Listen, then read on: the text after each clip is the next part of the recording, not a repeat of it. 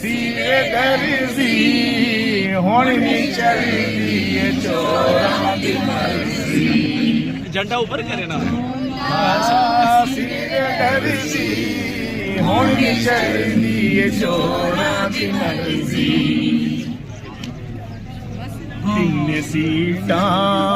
इस्लामाबाद दी फटोफट साड़ा खान खड़ी सी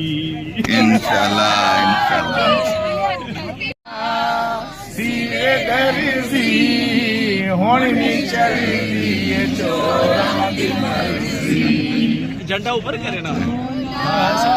सीरे दर्जी हुण नहीं चलदी ए चोरां दी मर्जी तीन सीटा